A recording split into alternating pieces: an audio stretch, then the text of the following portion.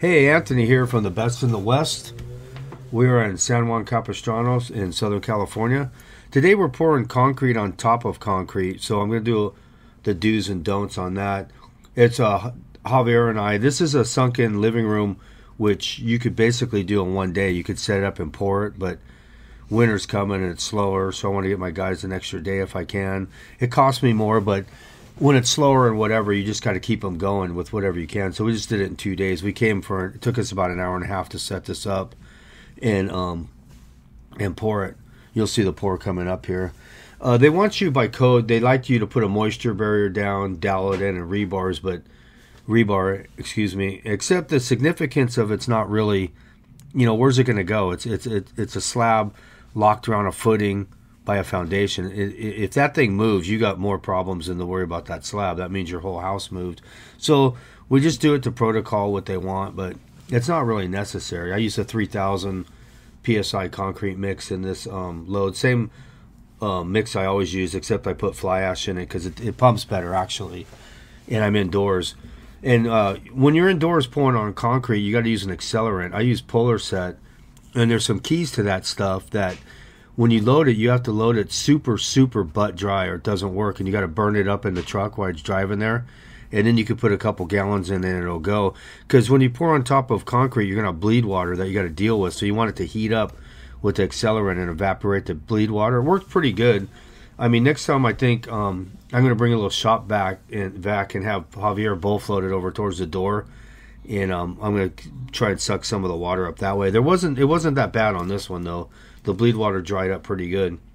I mean, let's be honest. These sunken living rooms are a bad idea from the get-go. They did them from the 70s, early 70s to probably maybe mid-80s in Southern California. And whoever designed them, I mean, I should actually thank the guy. I fill these in all the time. This is super basic, easy job. Don't ever turn these down. These are like, you do 5 of these a year, that's an extra 25 grand a year, just hitting these. They're pretty basic. It's just the bleed water is the only problem you have. You got to put a 2% of calcium. CC doesn't work indoors, so you got to use Polar Set if you're going to go indoors. It's a way better product. So we're just cruising on this, just setting it up. There's nothing. We're just marking the dowels and the elevation. They're going to put the same floor you see in the rest of the house on top of this. What's there now, I guess, but it's like tile, so we just pour it on top of it. But we put down a vapor barrier. It's pretty basic. Don't ever want to turn these down. I talk a lot about self-employment and stuff like that. That's kind of what I run my life on and the way I promote on this channel. But it's not for everybody. Just because you have a job or punch a clock doesn't mean that you're not entrepreneurial or, you have bigger dreams. You just got to, I'm going to state something obvious. You just got to pick something that you love to do. And if you can't find something in life you love to do, find something you like. Because if you do the math on it, if you work a full-time job by the time you drive and everything else, that's like 70% of your life. That's why a lot of people are doing stuff they don't like to do, and a lot of men are living in a quiet despair because of that, They just got a dead-end job and going on. But self-employment's not for everybody, but I like it. It works for me. I mean, if you wanted to try it and you didn't make it, at least you tried and gambled on yourself.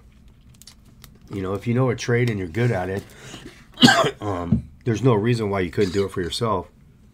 So, yeah, if you look at the unorthodox route I took to get here, unlikely route, I never worked in construction or any form of it in my life, and I bought a concrete pump at 31 years old. Then I bought demo equipment and dump trucks and then became a contractor. So you never know. I mean, I had an unlikely route of going into construction. I didn't have any family members or I didn't know anything about it, but I heard about the pumping. Some guy told me, I saw him at a gas station and everything about it, and I was like, yeah, I'm down for that. So that's how I started. So you never know which path you're going to go or which way you're going to go. I didn't plan it out. I had no intentions of going into construction or nothing like that. So you never know which way life's going to take you or whatever you're going to do. And when you see a door or window open, you got to be able to jump through it and be ready. Just seize the moment in your life. If you got a job that you don't like or you're working for a company you don't like, just keep looking for that opening, and it's there. You just got to look for it. I saw the opening and I jumped through it, but I had never had a job prior, and I've been doing this 22 years, And if you add it up, I was out of it for 7 years. I was completely out of construction for 7 years, I think. So that's like, what, 14, 15 years? And I've only worked part-time. So if you add up my time on the job, what I've actually been out there, it's less than 9 or 10 years that I've actually been in the field or done this. So you can accomplish and learn a lot if you have an interest in it. You know, I'm one of those guys that if I have an interest in it, I'm really good at it. But if I don't, they'll think I'm terrible, you know. So if you like it and it's something you want to do, I would go for it. You know, if you're working somewhere, start off with a dump trailer and then a bobcat, because that's probably the hardest work is hand demoing and hand grading it and all that stuff. So if you get a setup like that, you can roll from there and then later get a pump or whatever you're doing. But I think that's the best setup to start out with.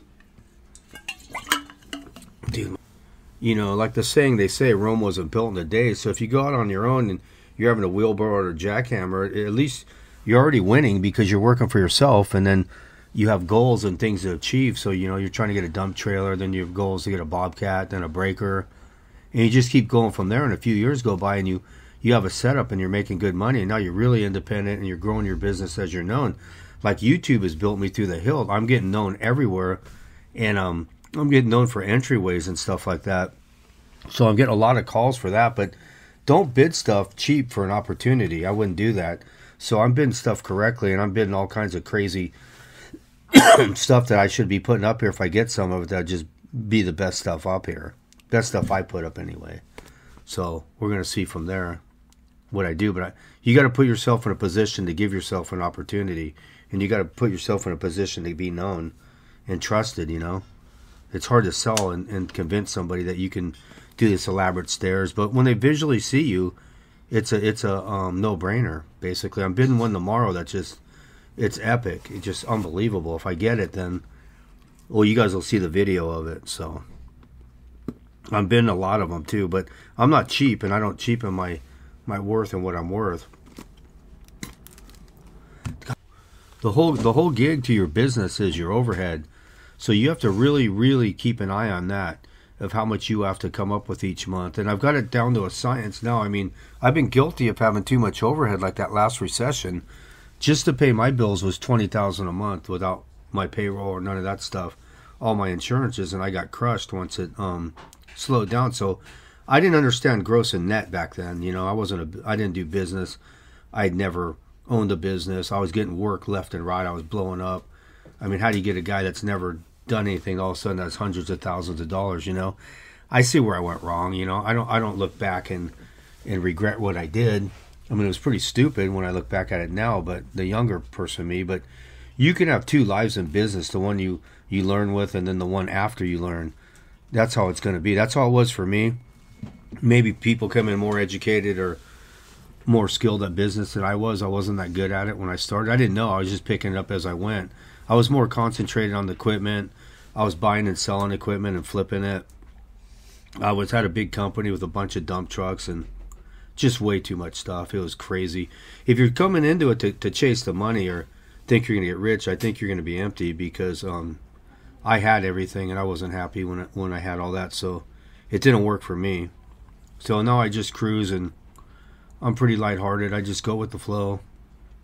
Whatever's going on, I just roll with it. I bid jobs. I'm bidding a lot of stuff now, a lot of entries, like I was saying, staircases. I'm going to go after, I'm a little more motivated, where I didn't really want to commit to some of these jobs before. I was just doing whatever because I had plenty of money. I wasn't worried about it. I set myself so if I didn't work one day for 4 years, I would be fine. That's where I'm at right now. So I don't have to go out and do this stuff every day. That's just the way I rolled it. Prior, I had to go be a machine. I couldn't stop. And I saw the mistakes I made. So if there's any information I can give you, I'd say watch your overhead. Don't buy all this stuff and think you're successful. New Bobcat, new breaker, new excavator. It's going to drown you. You don't know 5 years from now, 10 years from now, if you hurt your back or a economy, something you didn't have control of, crushed you, and you're going to go down. And how are you ever going to build that credit back and rebuy that stuff if you didn't own it? If you own it, you can park it and you can sit. You can go do something else and come back to it and jump back in. You have the experience. You know how to do it. Your name's been around before. That's basically what I did. I had to completely reinvent myself. After that recession, I was completely out of it for about 6-7 years. Here's the setup here. See, with the pump, you can make super easy work of this. There's no plastic up. There's no nothing. There's those pump caddy for the surging line right there so it doesn't scratch their concrete. I think I'm going to get a half wrap on my truck. I got a really cool design with some waves. There's the truck. There's Matthew. He's pulling up. Brought it out really dry, so the stuff worked pretty good. He burned it up in the truck while he was driving. So I make it about a 5, you know. I was a little bit under the weather on this. I don't want to pump a 4. I don't want to have an issue. I mean, Javier and Milton know how to pump. They could unplug it for me or whatever, but I just wasn't feeling it. So I just pumped it how I wanted to. We're shooting the prime water because you have to prime it out with water ahead. If you put it in the slab, you're a dead duck. So we put most in the wheelbarrow, but there was some residual in there that kind of screwed us, and it sat up pretty good for a while. We poured this, I want to say at 10, and we were done at 2:30, so it wasn't that bad. It was, I'd say, 5 hours total. Which, you know, we turned the heater on the house and we opened the windows. See, when you pump it, you can just lay it in like glass. You can just lay it in there perfect right on the line. You don't want to cover the line, so I usually stay a little bit below it and pile it up about a foot away, and they can push it up with their trowel to it onto the line. And we're going about a 1/4 inch down from the line on the existing concrete because they're going to put tile on this. It's pretty thick. These are generally 6 inches. These sunken in living rooms. They're such a bad design. It's just the ones in California. I don't know about your guys' area. Right when you walk in the door, about a foot to the left, if you step to the left, you're taking a dive into this room, and it's like a dining room, I guess you would call it. So you'd put a table. It's one of those rooms nobody uses because the kitchen and the living room are all together, so that's where everyone hangs out in these houses, and then these rooms never get used. It's a total waste of like 300 square feet of every house I've ever seen with them. And then the people who bought the houses in the 70s, they're falling in it, breaking their hip, or somebody's in a wheelchair or something. So a lot of people want these filled in. Just like I said, it's a bad design. I'm all done pumping this baby, so I'm done for the day. That's about a 5. You can see how that stuff started burning up. Got to blow full it real good. We use a wooden bowl float to leave it open so the bleed water rises to the top, and then it evaporates down into it. And then with the heat, with the puller set, it evaporated 95% of it. You can see it here. We just started bowl floating it now, and it's just puddling up at the top. There's not much you can do about it. When you pour on top of concrete, you need at least 3 inches. Rule of thumb. I don't generally like to do it, but with sunken living rooms, there's only one way to do it, and that's to pour on top of it. But if it's outdoors, I'll demo the existing concrete. I ain't pouring on it. Rolling my hose up for the day. I didn't mention I have a consulting business.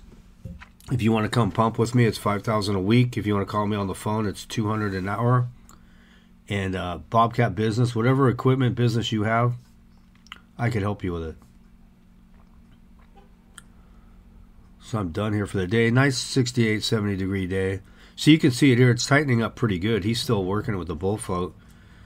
You got to work it a lot more than you would a slab outside with it. Just trying to get that water. Milton got on it pretty early. This, 4.5, 5 hours with this thing. But I don't know if other states have these things, but they're like a trip hazard.